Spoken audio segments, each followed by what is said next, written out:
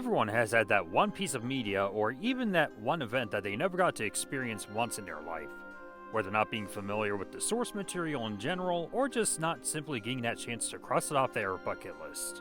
And when that goal is finally met, you can finally have that sigh of relief, knowing that you finally accomplished something that you never thought would happen. In my case, meeting Masahiro-san aside, there are a multitude of games I haven't tried yet on my 31 years on this space rock, and I thought to myself, hey, why don't I go ahead and witness some of these? Case in point, Devil May Cry. Let's rock, baby! I'll admit, before making this video, I wasn't familiar with the series itself, but my first exposure to characters like Dante and Virgil were actually from Marvel vs. Capcom 3 of all games. But actually wasn't until later in my life when I picked up the HD collection about a decade later, when I finally picked it up and played it for the first time. At least the first game anyway. As for the other games, they'll get their own video. While originally used as a concept for Resident Evil 4 and drawing inspiration from the Italian poem The Divine Comedy, which I haven't read, and being directed and written by Hideki Kamiya, who also worked on Bayonetta, which I love, Devil May Cry has become a cult classic not just for the PS2 library, but gaming in general. And for good reason. While not a perfect game in its own right 23 years later, there are elements that make its identity unique in its own right. The plot involves Dante, the son of Sparta, running a demon hunting business called Devil May Cry, who teams up with Trish after being made an offer that he can't refuse, to go on a demon hunting quest to take down Mundus after he killed Dante's mother and brother. That's it outside of the underworld making contact with the human world and yada yada yada, but nothing too heavy in terms of detail here. And while there are memorable moments in the journey, the story alone definitely leaves a lot to be desired. As for the characters of Dante and Trish, since they're the only ones that share some sort of connection towards one another, I like how Dante is more of a man doing his own thing a majority of the time while being a badass about it and being snarky from time to time. Are you the human, the son of Sparta who challenges the darkness, Mundus? Block off, Featherface, or you can stick around and find out the hard way. But that's really about it to his character here. He does have a whirlwind of mental emotion throughout his journey, where he has to both fight this cock-killing looking guy who later turns out to be his brother Virgil, and hold his ground at certain points when he shares that Trish, who was also working under Mundus' orders in this by the way, also bears a resemblance to Dante's mother, and even shares sympathy when she saves Dante from a frickin' laser beam. But it's really not enough for me to connect with him as a character here. The same can also be implied to Trish. While she was somewhat helpful to Dante in the story, she's barely in it at the same time. There could have been as equal potential to her character as there was more to Dante, but outside of working for Mundus and helping Dante, there's really nothing else to her character either. I'm sorry, but I would even go out of my way to say that this title makes these characters bland to that extent. Maybe later games can fix this, but I don't know yet since I haven't played them yet. But with the bizarre visual spectacle it throws at you from time to time throughout your journey, such as Trish having to yeet this motorcycle at Dante while he starts blasting at the thing. Its hack and slash style of gameplay more than makes up for it. Throughout your journey, you'll be able to upgrade and carry more weapons in your inventory, as well as learn new abilities, though my favorite firearm has to be the shotgun. I don't know why, but it just seems like Ash and Evil Dead levels of badass with Dante when I'm using it to blast at things, even if it's something as small as these puppets with blades on them. And the one thing I loved spamming the most is Devil Trigger.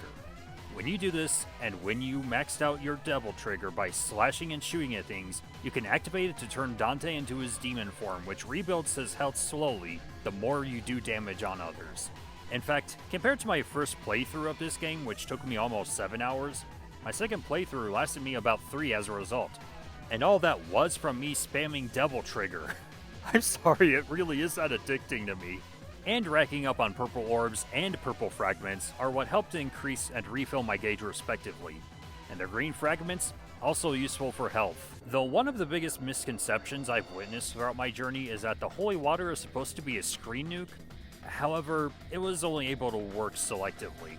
I don't know if it's because I haven't had a whole lot of enemies in my predicament when I used it, but I've had shit luck using it, especially in the case of some bosses. And while on the topic, the bosses do put up their own unique challenges to the table, such as this lava spider skeleton thing, which you have to fight like 3 times throughout the whole game. And then there's this bird where you have to fight it both on the low ground and the high ground. Or you could spam Devil Trigger like I did at your own convenience. Though some of the ones that I hated the most are these muck-looking things.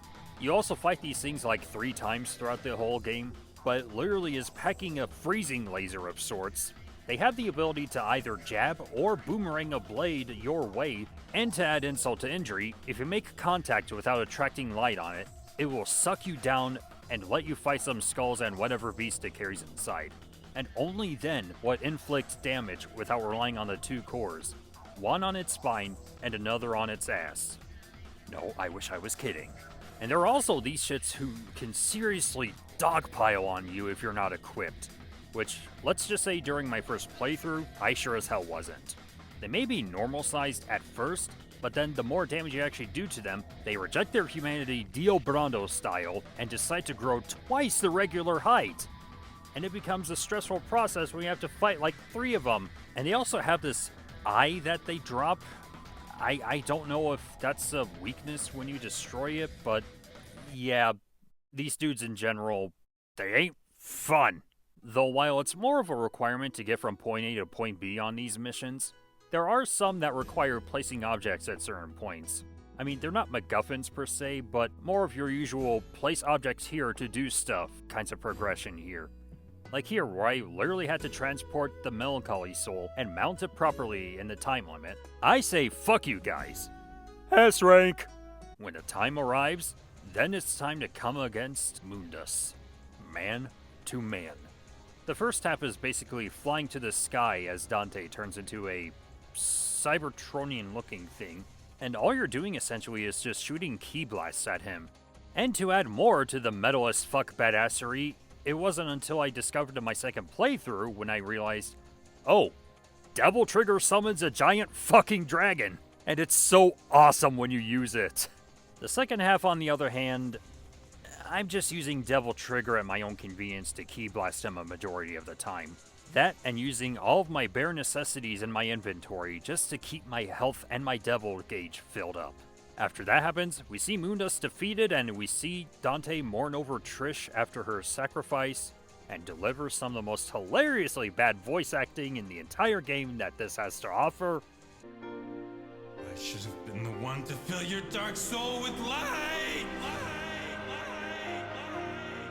And also on a side note, no disrespect to the voice actors, but while I do feel the dubbed voices for these characters definitely fit the roles in this game, the performances are questionable at best.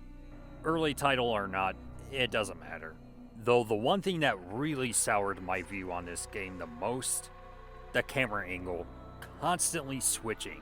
I'll admit when it comes to Resident Evil, 1 and Village are the only ones I've completed in this series so far, and I've had major issues with 1's camera and pacing there, but here, while I will give some credit in comparison that while it's still tedious as it was in Resident Evil 1, it's not as bad here as the hack and slash gameplay does keep things spacious to keep the gameplay fast and ongoing, but it's still repetitive nonetheless. But after defeating Mundus and bestowing Trish's corpse the pendant of Virgil that he dropped earlier, you then start to run for your life out of Hyrule Castle and kill some foot soldiers along the way.